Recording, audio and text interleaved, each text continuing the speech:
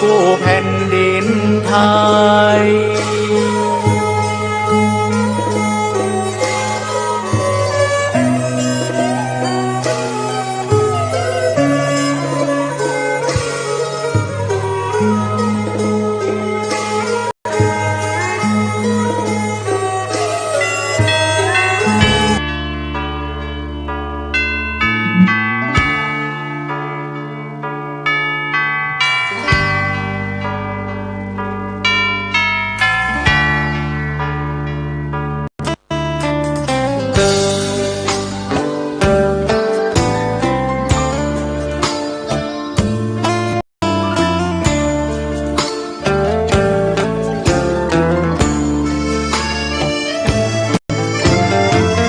เชิญชวนทุกท่านเข้าวัดเข้าวา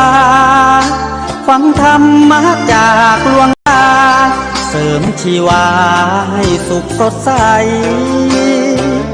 ยึดมั่นหลักธรรมคำสอนไว้ให้ขึ้นใจความดีรีบทำกันไว้หญิงชายอย่าได้นายนี้เชิญชวนทุกท่านเข้าวัดเข้าวาทำบุญด้วยจิตศรัทธาผลบุญพาให้เราสุขีจะทำการใดนำใช้ในสิ่งดีดีทำบุญให้ทานวันนี้ไม่มีใครว่าใครชังสมัยก่อนประทับใจปู่ย่าตายายวันพระไม่เคยเบื่อหน่ายจำได้ไม่ลืมสักครั้งเหตุใดวันนี้มีคนเข้าวัดน้อยจังอยากให้เหมือนก่อนอีกครั้งฝากความหวังกับคนรุ่นใหม่เชิญชวนทุกท่านเข้าวัดเข้าวารับศีลรับพรหลวงตาเสริมคุณค่าให้กับจิตใจกระทำความดีเรื่องนี้ไม่ต้องอายใครว่างจากการงานเมื่อใดเชิญชวนท่านไปทำบุญ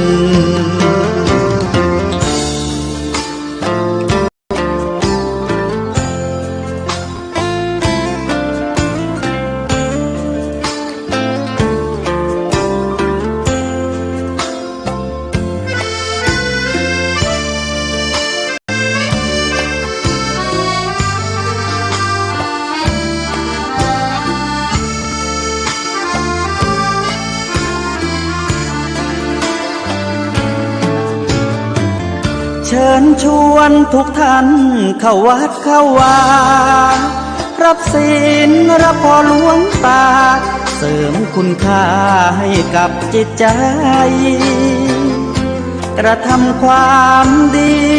เรื่องนี้ไม่ต้องอายใครว่างจากการงานเมื่อใดเชิญชวนท่านไปทำบุญกระทำความดีเรื่องนี้ไม่ต้องอายใครฝากเพลงเชิญชวนหญิงชายอย่าอายเรื่องการทำบุญ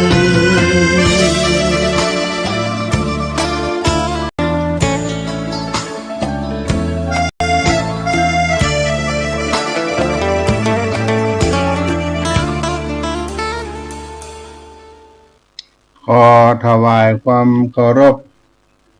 พระมหาเถรานุเถระครูบาอาจารย์ทั้งหลายทุกตนทุกองค์เจริญสุขเจริญธรรม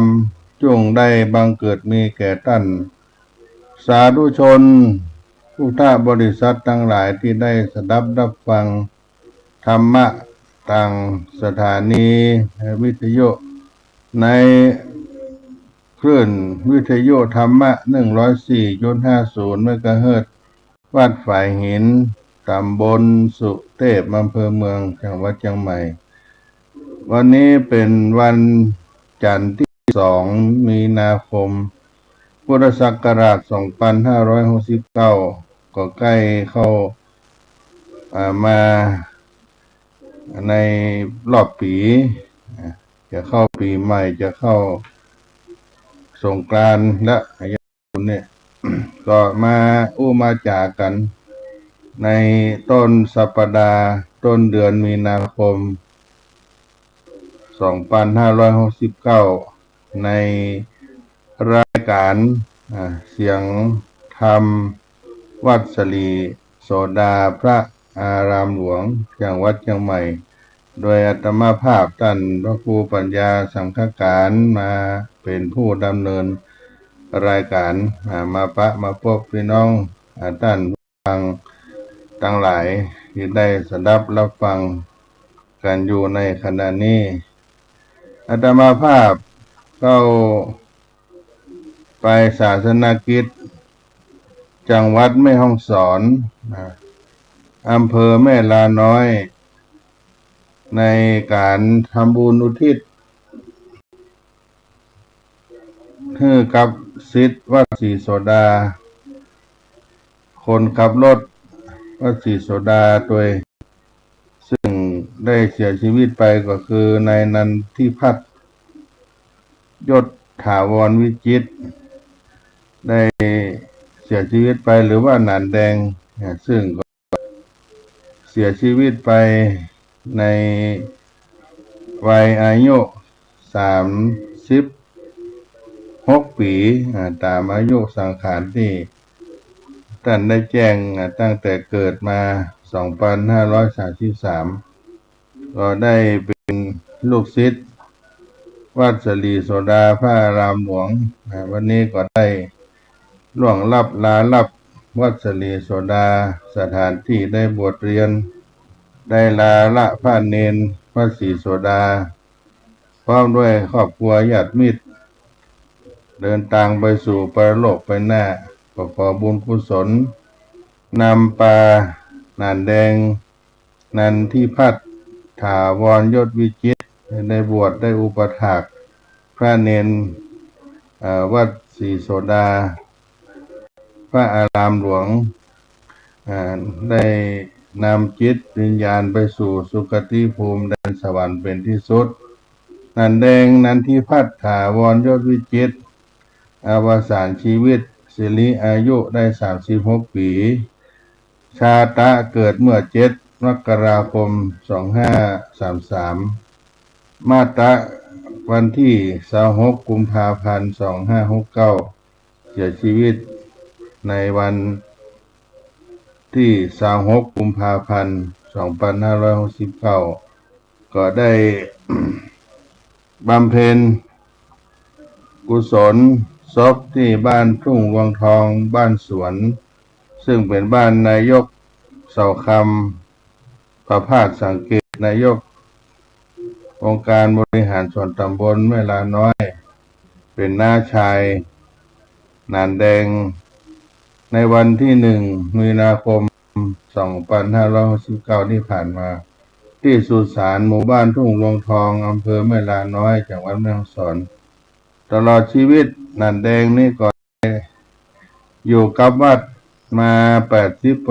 80% ใจชีวิตอยู่กับพ่อกับแม่ตั้งแต่เกิดมาจนถึงประถมก็เข้ามาบรรพชาเป็นสามเณรเรียนหนังสืออยู่วัดศรีโสดาจนจบม.ต้นม.ปลายแล้วก็ต่อปริญญาตรีได้ลาสิกขาเป็นฆราวาสแต่ก็ยังมาทำงานสนองงานในวัดอุปถากภิกษุสามเณรขับรถให้วัดศรีโสดาตลอดจนถึงแก่ชีวิตเพราะฉะนั้นชีวิตเป็นศิษย์วัดอยู่กับพระรัตนตรัยอยู่กับพระพุทธศาสนา 80% สุรายาเสพติดบ่ใกล้ชอบกันออกกำลังกายการเล่นกีฬาโดยเฉพาะกีฬาประเภทฟุตบอลมีอุปนิสัยน่าเริงแจ่มใสมีปิยวาจามีสัมมากัลวะ ในการดำรงชีวิตแม้มีทุกข์ทั้งกายทั้งใจนันแดงก็มีธรรมะประคองจิตประคองใจดำรงตนอยู่ได้ แต่ว่าปัญญาที่โลคานักเป็นด้วยมะเร็งลำไส้ มาเบียดเบียนร่างกายนันแดงก็ต่อสู้กับโลคาพยาธิเอาธรรมะเป็นธรรมานุสติประคองใจตน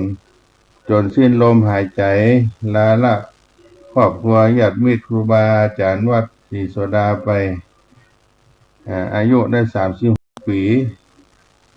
ก็ได้เสียชีวิตไปก็ปา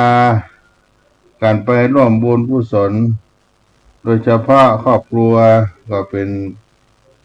คนอำเภอแม่ลาน้อยบ้านเก่าบ้านเดิมอยู่ที่บ้านแม่ลำมองภายหลังมาได้ย้ายครอบครัว ของน้าชายคือท่านนายกเสาคำประภาสสังเกตได้มาสร้างบ้านที่บ้านทุ่งรองทองเป็นบ้านสวนก็ไปมาหาสู่กันที่บ้านทุ่งรองทองบ้านแม่ลำมองบ้านแม่ลางิ้วบ้านต้าสองแควบ้านแม่แลบซึ่งเป็นญาติพี่น้องอยู่ในหมู่บ้านทุ่งรองทองคณะสงฆ์ศรัทธาวัดศรีโสดาคณะสงฆ์อำเภอแม่ลาน้อยอำเภอแม่เสลียงที่หนานแดงได้คุ้นเคยเพิ่นก็มาร่วมกันโดยเฉพาะท่านครูบาเจ้าบุญปันพระครูยานาสัมปโยชน์ที่ปรึกษาเจ้าคณะจังหวัดแม่ฮ่องสอนเจ้าคณะอำเภอแม่ลาน้อยองค์ปัจจุบันที่อยู่วัดแม่ลาหลวงท่านพระครูอนุชิตธีรคุณครูบาเสาคำครูบาอินสมยะตะทะโลวัดทุ่งรองทองคณะสงฆ์วัดศรีโสดาต่างก็ปากันไปแล้วมิตรสหายที่ได้บรรพชาประสมบทด้วยกันในอดีตที่อยู่วัดศรีโสดาก็ปากันไปร่วมงานและผู้มีเกียรติในการปกครองในส่วนท้องถิ่นและก็ในมิตรแก้วสหายคำก็มากันนักหลายในวันเผาตะวาที่ผ่านมาจนเสร็จสิ้นภาระงานธรรมาภาพก็ไปนอนไปช่วยในฐานะเป็นลูกศิษย์อยู่ที่วัดศรีโสดาแล้วก็เคยได้อุปถากพระเนรวัดศรีโสดาขับรถยานพาหนะรับใช้ครูบาอาจารย์งานวัดงานวางานพระธรรมจาริกก็หันว่าเป็นคนดีมีปณิสัยร่าเริงบ่เป็นคนที่กระด้างแข็งมีคำพูดคำจาเคารพนับถือต่อครูบาอาจารย์ต่างก็ไปในนามของวัดศรีโสดาพระอารามหลวงกำลังใจครอบครัวญาติมิตรที่ได้สูญเสียนันแดงนันทิพัฒน์ถาวรยศวิจิตรไปนันแดงนันทิพัฒน์ถาวรยศวิจิตรก็มีลูกอยู่2 คนที่ได้ภรรยาอยู่บ้านเชียงแก้วอำเภอตากสองยางจังหวัดตากมีบุตรชายอยู่2 คนยังน้อยอยู่อายุ10 ขวบอายุ8 ขวบอยู่ก็มาเผาศพป่อที่เสียชีวิตไปดังนั้นก็ถือว่านันแดงนั่นก็เป็นศิษย์ที่อยู่ใกล้ชิดพระเจ้าพระสงฆ์ ได้ทำการอุปถากครูบาอาจารย์มาต่างก็ไปให้คุณงามความดีที่ได้สร้างไว้และก็เป็นการทรงสังขารในการเผาศพนันแดงก็สำเร็จเสร็จสิ้นไปในบาลีธรรมะเปิ้นกล่าวไว้ว่าทะหะราจะหันตาจะเยภาราเยจะปันดิตาสัพเพมัจจุวสังยันติสัพเพมัจจุปรายนาทั้งเด็กทั้งผู้ใหญ่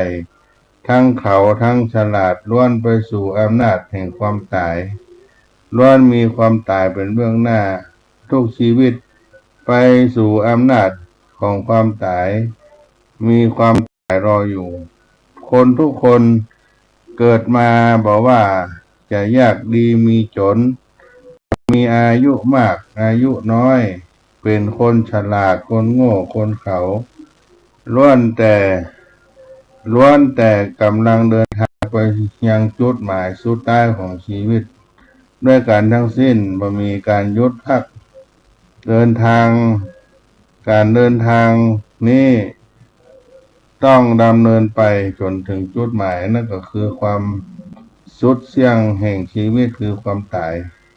แต่เมื่อพูดถึงเรื่องความตายคนส่วนใหญ่ก็บ่อยากจะเอ่ยถึงแม้แต่เพียงได้ยินได้ฟังก็บ่ต้องการจะได้ยินได้ฟังแต่สำหรับคนที่บ่มีความประมาทแล้วเข้าใจชีวิตตามความเป็นจริงก็อย่าบักหัวความตายมองหันว่าชีวิตเมื่อเกิดได้ก็ต้องตายได้เกิดมาเท่าใดก็ตายเท่าอันบ่มีขาดบ่มีเกินและบ่มีจำกัดเพศจำกัดวัยจำกัดความรู้จำกัดฐานะยากจนนุ่นแค้นมีความรู้มีความรู้ก็ถึงแก่ความตายทุกคนแม้จะมีความแตกต่างกันไปตามบุญตามกรรมบุญนำกรรมแต่งมาเที่ยงเท่ากันแต่ก็มีสิ่งหนึ่งที่เท่าเทียมกันและได้รับทั่วถึงเสมอภาคคือความตายเมื่อเราคิดเช่นนี้ก็ได้เร่งทำคุณงามความดีเป็นการเตรียมตัวก่อนตายเมื่อตายแล้วก็บ่ต้องไปด้วยมือเปล่าดังนั้นท่านจึงสอนว่าเวลาจะตายต้องตายอย่างมีสติเพราะเป็นห่วงเวลาที่สำคัญแห่งการปิดบัญชีงบดุลชีวิตคนที่มีสติในเวลาตายได้ก็ด้วยสั่งสมกรรมดีเอาไว้ว่ามีห่วงอะไรต้องมาวิตกกังวลผิดกับคนที่ทำชั่วเวลาตายจึงมักจะตายอย่างไม่รับมาด้วยถูกกรรมชั่วมากระตุ้นเตือนจิตซึ่งการตายทั้งสองกรณีมีผลต่างกันผู้มีจิตผ่องใสในเวลาตายย่อมไปเกิดในสุคติแต่ผู้มีจิตเศร้าหมองในเวลาตายก็ต้องไปเกิดในทุกขติแน่แท้นี่ก็ตามบาลีที่ได้กล่าวไว้ในพระพุทธศาสนาพุทธศาสนาสุภาษิตว่าตะหะราจะมหันตาจะเยพราเยจะปันดิตาสัพเพมัจจุวสังยันติสัพเพมัจจุปรายนาทั้งเด็กทั้งผู้ใหญ่ทั้งเขาทั้งฉลาดล้วนไปสู่อำนาจแห่งความตายล้วนมีความตายเป็นเบื้องหน้าทุกชีวิตล้วนไปสู่อำนาจแห่งความตายมีความตายรออยู่นี่ก็เป็นสัจธรรมแห่งชีวิตของคนเฮาตามที่ได้ กล่าวให้กับพี่น้องท่านทั้งหลายได้ฟังได้ทราบทะหาราเด็กคนหนุ่มคนสาวมหันตาผู้ใหญ่พาลาคนเขาคนโง่ปันดิตาฉลาดบัณฑิตมัจจุวสังยันติไปสู่อำนาจแห่งความตายมัจจุปรายนามีความตายเป็นเบื้องหน้ามีความตายเป็นที่สุดทหาราจะมหันตาจะเยภาราเยจะปันดิตาสัพเพมัจจุวสังยันติสัพเพมัจจุปรายนานี่ก็เป็นธรรมะที่อาตมาภาพได้มาพี่น้องฟังในชีวิตของความตายที่มันแน่นอนของชีวิตคนเฮาได้พิจารณาทั้งเป็นคำสอนที่ให้เฮาได้สำรวม ในความไม่ประมาทในเรื่องแห่งความตายในชีวิตของเราในต้นในการนี้ก็อู้กันพักกันสักกรรมกันหน่อยญาติโยมอาตมาภาพจะไปฉันน้ำห้อมสักกรรมเพื่ออากาศไปเขาไปดอยนี่ก็เป็นควันเป็นหมอกเป็นหมอกควันที่อาจจะมีพิษมีอย่างต่างๆก็ทำให้เป็นวัดเป็นไอกันนักเหมือนกันนะญาติโยมเนอะ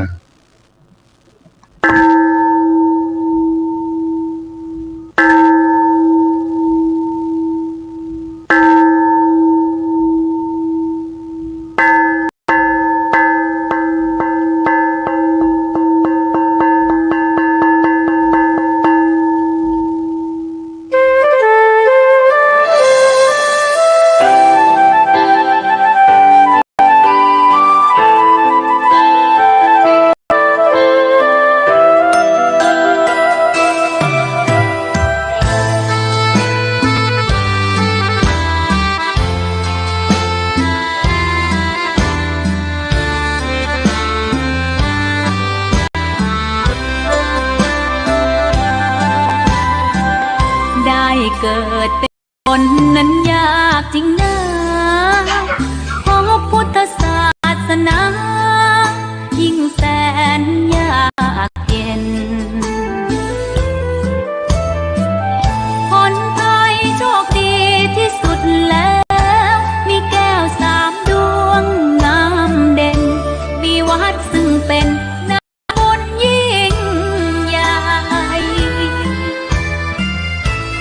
ศาสนาพุทธประจำชาติไทยอยากหล่ออยากสวยเราต้องรักษาศีลอยากมีอันจะกิน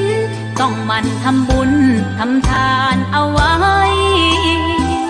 เข้าวัดสวดมนต์ฝึกฝนสติให้ว่องไวรีบทำตอนที่เราทำเองอย่ารอจนตายถึงเข้าวัดว่าเข้าวัดยามเป็นจะได้เห็นแต่น้ำใจเข้าวัดยามตายจะได้เห็นแต่น้ำตาก่อนจะสายเกินขอเชิญมาใช้ชีวิตให้คุ้มค่าเจริญทานศีลภาวนาสั่งสมบารมีไว้ทำบุญตอนที่ยังมีชีวิตย่อมดีกว่ารอเขาอุทิศบุญให้อย่ามัวหลงเพลินเดินห่างวัดตัวอย่างชัดๆมีมากมายเข้าวัดตอนตายสายเกินแก้กรรม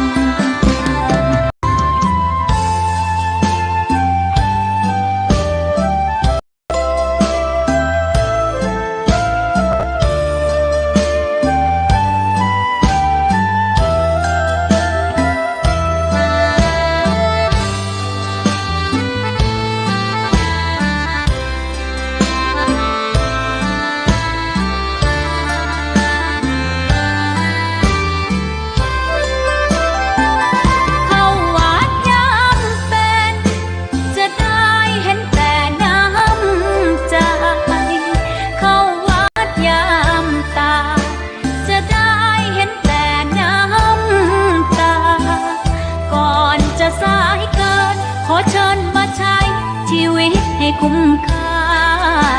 เจริญทานศีลภาวนาสั่งสมบารมีไว้ทำบุญตอนที่ยังมีชีวิตย่อมดีกว่ารอเขาอุทิศบุญให้อย่ามัวหลงเพลินเดินห่างวัดตัวอย่างชัดๆมีมากมายเข้าวัดตอนตายสายเกิน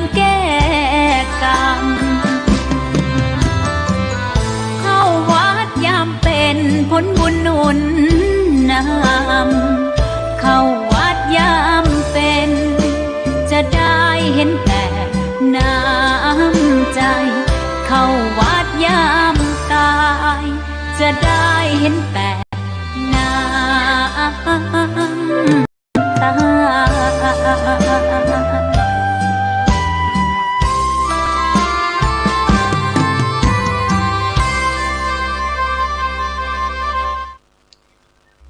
มาอู้จากันในเรื่องไม่เที่ยงแท้แน่นอนของชีวิต ชีวิตของเฮานั้นชีวิตคนเฮากำหนดเฮาเลือกเกิดมาได้ อยู่ที่ว่าเมื่อเกิดแล้วควรเลือกทำอย่างใดผลของการกระทำนั้นจะเป็นตัวบอกว่าเป็นคนเช่นใดพระพุทธองค์ทรงตรัสในลักษณะบุคคลไว้ในโลกนี้เฮาหันสี่จำพวกบุคคลในโลกนี้ที่พระพุทธองค์ได้ตรัสลักษณะบุคคลไว้สี่จำพวกที่เห็นชัดๆไว้สี่จำพวกอันที่หนึ่งตะโมตมะปรายาโนมืดมาแล้วมืดไปภายหน้าสองตะโมโชติปรายาโนมืดมาแล้วสว่างไปภายหน้าสามโจติตมะปรายาโนสว่างมาแล้วมืดไปภายหน้าสี่โจติปรายาโนโจติปรายาโนสว่างมาแล้วสว่างไปภายหน้าสี่ประเภทนี้เปรียบกับคนเฮาทั้งหลายจะเป็นแม่ยิงก็ตามปัจจัยก็ตามเกิดมาในโลกนี้ มีลักษณะสี่ประการ ในประการที่หนึ่งตะโมตามะปรายาโนมืดมาและก็มืดไปภายหน้าก็มีลักษณะที่คนทั้งหลายเราได้มามีศีลธรรมประจำใจเป็นชายก็ตามเป็นหญิงก็ตามอยู่ในสกุลใดก็ตามจะเป็นผู้สูงศักดิ์ผู้ต่ำต้อยก็ตามเกิดมาแล้วส่วนตนบ่ได้ทำคุณงามความดีไม่ประกอบกรรมอันเป็นบุญเป็นกุศลบ่คิดดีบ่พูดดีบ่ทำดีบ่คบหาคนดีบ่ส่งเสริมคนอื่นให้กระทำความดีแต่มีความคิดอ่านไปสิ่งที่เป็นบาปคิดร้ายต่อผู้อื่นผู้พูดจากกล่าวหาว่าร้ายผู้จากกล่าวหามีคำพูดคำจาได้ว่าร้ายผู้อื่นใจบาปหยาบช้าทำร้ายทำลายชีวิตผู้อื่นหรือสัตว์อื่นอยู่เป็นเนืองนิดในที่สุดแม้มีอายุมากแล้วก็ยังประกับเนื้อกลับตัวประพฤติตนอยู่อย่างนั้นจบสิ้นการว่าสิ้นชีวิตไปแล้วจะไปสู่อบายภูมิอันนี้ท่านเรียกว่าผู้มืดมามืดไปภายหน้าเปรียบไว้กับบุคคลอย่างนี้ต้นก่อกดปลายก่อกดตลอดชีวิตหาความดีบ่ได้หาความสุขบ่เจอคนใจบาป หยาบช้าต่ำต้อยน้อยวาสนาเกิดมาในตระกูลต่ำบ่ร่ำบ่รวยบ่มีเกียรติหน้าตาบ่ดีบ่งามประพฤติตนเลวก่อกรรมทำชั่วด้วยวาจากายใจก็เป็นคนบ่ดีเรียกว่าโมตามะปรายาโนมืดมาและมืดไปอันที่สองตาโมโจติปร อัตตโมโจติปารายโนมืดมาสว่างไปผู้มืดมาสว่างไปบุคคลทั้งหลายตึงใจก็ตามยิ่งก็ตามบางคนในโลกนี้เกิดมาแล้วเกิดในตระกูลที่ต่ำต้อยประกอบด้วยกรรมอันเป็นบาปหยาบช้าบ่มีศรัทธาในสิ่งที่เป็นความดีงามไม่เคารพบุญตากุศลการใดต่างๆอยู่ในสิ่งแวดล้อมด้วยความบกพร่องใสด้วยความบกพร่องบสดบใสด้วยประการทั้งปวงในเบื้องต้นแต่มีชีวิตที่เติบโตขึ้นได้รับการศึกษาพอสมควรหรือได้รับคำแนะนำอบรมคำสอนตนออกถอนตนออกไปเมื่อห่างไกลจากบาปพิจารณากับตวนเสียใหม่จากร้ายให้กลายเป็นดีจากมืดเป็นสว่างมันประกอบคุณงามความดีที่ยังบ่มีขึ้นกุศลเจตนาใดๆที่มีอยู่แล้วเพราะเพิ่มเสริมสร้างให้มากขึ้นบริบูรณ์สมบูรณ์ยิ่งขึ้นจนเกิดความร่มเย็นเป็นสุขในบ้านป่าในชีวิตได้รับความผาสุกด้วยประการต่างๆการว่าเมื่อสิ้นชีพไปแล้วก็ไปสู่สุคติต้านเปรียบเทียบบุคคลเช่นนี้ว่าต้นกดปลายตรงเรียกว่าในชีวิตนี้เกิดมาใจได้บ่เสียทีบ่เสียชาติเกิดเนตะโมโจติปรายโนตะโมโจติปรายโนผู้มืดมาสว่างไปต่อมาประการที่สามโจติตมะปรายโนผู้สว่างมามืดไปบุคคลบางคนเกิดมาแล้วได้รับการอุปถัมภ์ค้ำจูจากสิ่งแวดล้อมดีเบื้องต้นมีความประพฤติดีมีสัมมาทิฏฐิเป็นต้นความประพฤติตนตามครองธรรมมีจิตใจเป็นกุศลมีความคิดความตั้งใจดี ประพฤติตนอยู่ในธรรมอันดีอ่อนน้อมถ่อมตนเคารพต่อความดีของบรรพชนแต่บ้านป่าชีวิตละทิ้งบุญกุศลวาสนา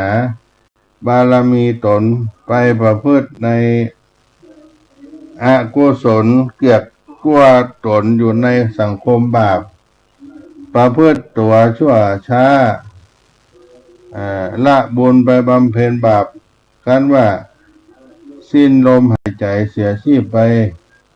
จิตใจก็เศร้าหมองไปสู่อบายภูมิที่เรียกว่าสว่างมามืดไปแม้มีชีวิตอยู่ลำบากก็จึงเรียกผู้นี้ว่าผู้สร้างมาผู้ได้สว่างสร้างบุญมาแล้วก็มืดไปหรือว่าเขาซื่อป่ายกฎเรียกว่าโจติตมะปรายโนบุคคลที่สามแล้วก็บุคคลที่สี่ได้มีสว่างมาสว่างไปโจติปรายโนอันนี้ก็เป็นบุคคลที่กล่าวโดยสั้นๆก็คือบุคคลที่มีอธิการเกิดมาแล้วจะมีอย่างใดครอบครัวจะตกอยู่ในสภาวะยากจนอย่างใดแต่ก็บ่ท้อถอยมีสติปัญญามีมานะอุตสาหะรู้จักประมาณในสิ่งต่างๆได้ดีทำให้ชีวิตตนได้รับความราบรื่นร่มเย็นเป็นสุขมีแก่นสารในชีวิตบ้านปลายทั้งในฐานะและในคุณธรรมสร้างสมคุณงามความดีให้เป็นประโยชน์แก่ส่วนรวมเป็นต้นเรียกว่าโยติปารายโนต้นก็ตรงปลายก็ตรง อันนี้ก็เป็นบุคคลที่ ที่สี่พระสัมมาสัมพุทธเจ้าได้เปรียบบุคคลทั้งสี่ประการนี้ก็เพื่อแสดงเครื่องหมายการปรากฏแห่งกรรมที่กระทำไว้ในปัจจุบันในการก่อนคนเราก็เกิดมาสิ่งที่จะหันไปต่างๆก็ด้วยอำนาจกรรมคนเราเกิดมาหวังปรารถนาความดีความสุขและ แล้วอยากขึ้นสวรรค์อยากไปสวรรค์อยากไปเกิดบนสวรรค์แม้ผู้นั้นจะเป็นโจรผู้ร้ายก็ดีก็หวังความปรารถนาเป็นสุขแม้ผู้นั้นจะเป็นสมณพราหมณ์ออกบวชในพระพุทธศาสนาก็เช่นเดียวกันย่อมมีความปรารถนาเหมือนกันแต่ย่อมเป็นไปได้หรือไม่ได้สิ่งเหล่านั้นจะเป็นไปได้ตามความประสงค์ก็ต้องกระทำให้เกิดขึ้นให้ถูกต้องเพราะฉะนั้นควรทำความดีให้เกิดขึ้นให้มีขึ้นในสุภาษิตบทหนึ่งว่ายะสะยาโลกวัฏโนเกิดมาแล้วควรทำแต่ความดีแปลอย่างนี้ก็ได้เกิดมาแล้วทำความดีเกิดมาแล้วควรทำความดีเกิดมาแล้วอย่าเป็นคนโลภเพราะฉะนั้นเกิดมาแล้วควรทำความดีให้เกิดขึ้นบำเพ็ญทานศีลภาวนาตามสภาวะธรรมที่เป็นจริงจึง ควรไตร่ตรองพินิจพิจารณาให้รอบคอบการทำความดีย่อมรักษายังความสุขร่วมการทำดีย่อมยังความสุขให้แก่ตนและผู้อื่นได้แก่โลกแม้ล่วงลับดับขันธ์ไปแล้วก็ตามแต่ความดีบ่ดับความดีเสื่อมสูญสลายแต่ความดีตั้งอยู่ในฐานะความมั่นคงไม่สูญสลายไปความไม่ดีก็เสื่อมสลายไปความดีนั่นก็จะไม่สูญสลายไปจากโลกมีพุทธภาษิตที่ว่ารูปังชีวิตังมัจฉานังนามโคตังจีวะหน้าจีวติรูปร่างสรีระร่างกายแตกสลายไปได้แต่ความดียังคงไว้เพราะว่าเหตุแห่งความดีได้มั่นคงไว้ถ้ามืดมามืดไปช่างไร้เหตุผลสว่างมาสว่างมามืดไปยิ่งไร้ผลถ้ามืดมาสว่างไปบ่อับจนเกิดเป็นคนผู้รู้ทางสว่างไปนี่ก็เป็นบุคคลสี่ประเภทเนี่ยญาติโยมในโลกนี้ที่พระพุทธองค์ทรงตรัสเอาไว้ให้เฮาทั้งหลายได้ทราบบุคคลสี่จำพวกที่อยู่ในโลกของเฮานี้นี่ก็เป็นธรรมะที่เอามาปั่นมาฝากพี่น้องสาธุชนทั้งหลายในบุคคลสี่จำพวกบุคคลที่พระพุทธองค์ได้ตรัสไว้ในสี่จำพวกตะโมตะมะปะรายโนตะโมโจติปรายโนตะโมตะมะปะรายโนตะโมโจติปรายโนทั้งสี่ประการนี่ก็เป็นคำสอนของพระพุทธองค์ได้ตรัสไว้คนในโลกนี้ให้ได้หันชัดอยู่สี่จำพวกญาติโยมดังนั้นทุกคนเกิดมาเพราะกรรมลิขิตคือกรรมที่เคยทำไว้ในชาติก่อนเป็นตัวกำหนดเมื่อเกิดแล้วจะเป็นอย่างไรก็อยู่ในลิขิตของกรรมคือว่าผู้ที่ตัวเองทำหากทำตามดีก็เป็นคนดีทำชั่วก็เป็นคนชั่ว ขยันก็จะร่ำรวยมีฐานะดีขึ้นถ้าหากขี้เกียจก็ยากจนเพราะฉะนั้นสามารถเห็นความชัดเจนแล้วชีวิตเรากำหนดโดยแท้ด้วยตัวของเราเองบุคคลสี่จำพวกญาติโยมทั้งหลายถ้ามาเอามาเนี่ยญาติโยมคติธรรมคำสอนที่เป็นเรื่องสังขารร่างกายของคนเฮาที่จะเปลี่ยนไปตามกาลเวลาอันในข้อคติเตือนใจคนเราได้นำไปคิดเตรียมความพร้อมแต่ละช่วงชีวิตของคนแต่ละคนได้ก็ใช้ชีวิตในปัจจุบันเป็นอย่างดีมีสติวัยของคนเฮาแบ่งเป็นช่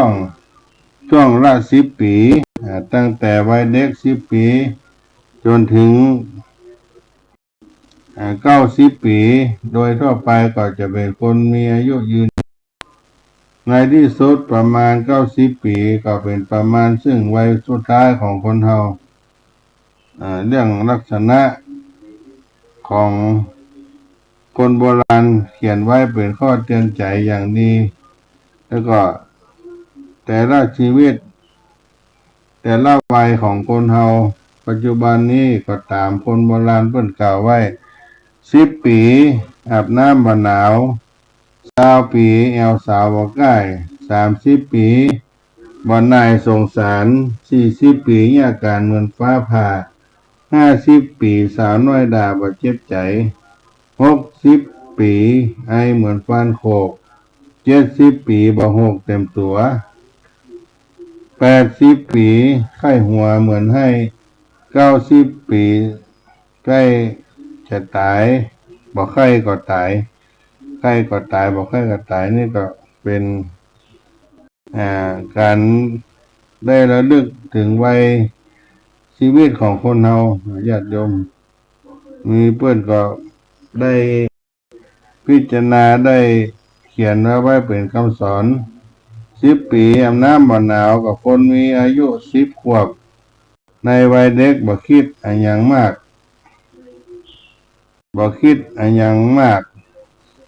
จะมีแต่ความสนุก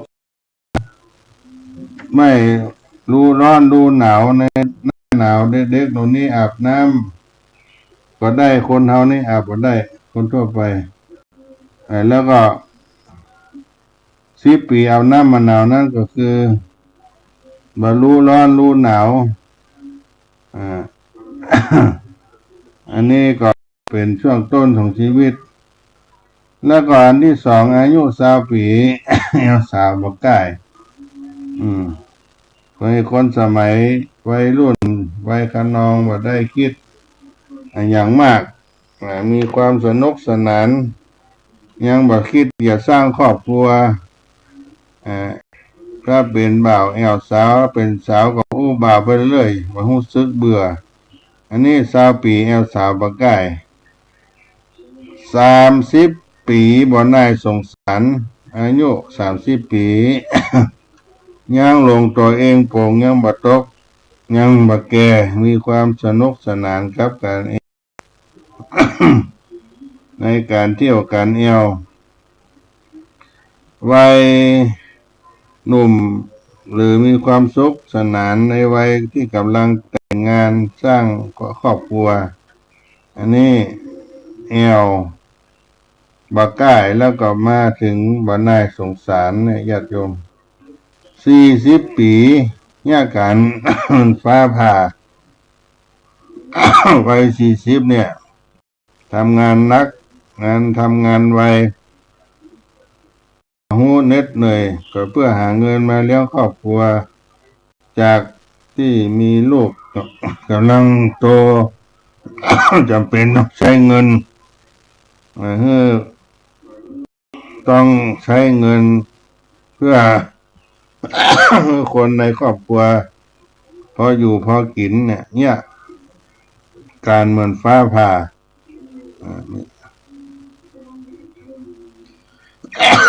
ที่สุมาภัยญาติโยม เป็นไอเป็นได้เจออากาศบนดอยมันบ่ค่อยสะดวกเท่าใดแล้วก็ในเมืองเฮาตัวมันเป็นฝุ่นเป็นควันเนาะเอามาต่อกับหนึ่ง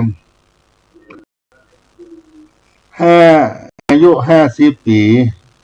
สาวด้าบ่เจ็บใจนี่ก็เป็นคนที่ใจยังเย็นสุขุมรอบคอบมีคำเปรียบว่าถึงแม้สาวงามมาด่าก็ยังบอกว่าอะไรเกิดขึ้นบ่เจ็บใจฮ้อนใจอันใดอายุ50 ปีนี่60 ปีไอเหมือนฟานโคกมีโรคมารุมเร้าจะไอจะจะไอจะจำก็มีลักษณะเหมือนฟานโคก60 ปีเนี่ยไอเหมือนฟานโคกเนี่ยญาติโยม70 ปีบ่โฮกเต็มตัวอายุ70 ปีมีโรคต่างๆเบิดก็เป็นอันนั้นอันนี้มีบ่โฮกโรคเต็มตัว80 ปีไข้หัวเหมือนให้อายุ80 ปีนี่วัยชราพ้นหลุดออกจากปากของก็เป็นว่า อายุ80 ปีไข้หัวเหมือนให้มีเขี้ยวมีฟันหลุดออกจากปากแล้วก็กินอะไรยังก็ลำอร่อยเวลาไข้หัวก็เหมือนคนให้ญาติโยมนี่นะอายุ80 ปีเนี่ยไข้หัวเหมือนให้90 ปีไข้ก็ตายบ่ไข้ก็ตายก็หมดอายุไปชราภาพมากไปเป็นธรรมชาติคนเราถึงบาดเจ็บป่วยก็จะเจ็บป่วยก็ได้นึกถึงวัยที่ตายไปวันที่จะมาเสี่ยงชีวิตไป90 ปีไข้ก็ตายบ่ไข้ก็ตายก็เป็นการนับอายุในช่วงของอายุของคนเฮาแต่ละคนได้พิจารณากันไปแต่เฮามาพิจารณาถึงความตายหรือว่ามรณานุสติก็จะทำให้เฮาได้มันเร่งขนขวายสิ่งที่เฮาชอบวานประกันพรุ่งแล้วก็ชีวิตเฮา มีสิ่งสำคัญมากมายที่จะต้องทำแต่เฮาบ่ได้ทำอันนี้ก็เพื่อเร่งขนขวายทำคุณงามความดีอันที่สองทำให้เฮา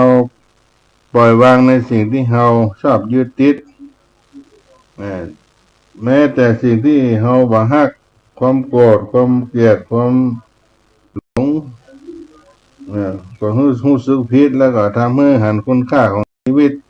ในปัจจุบันเนี่ยทำให้เฮามีความสุขได้ง่ายขึ้นทำให้เฮาละ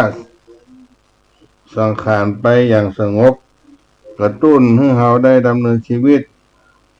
มีคุณค่าปล่อยเวลาให้เปล่าประโยชน์หรือดำเนินชีวิตไปในทางที่เสียหายก็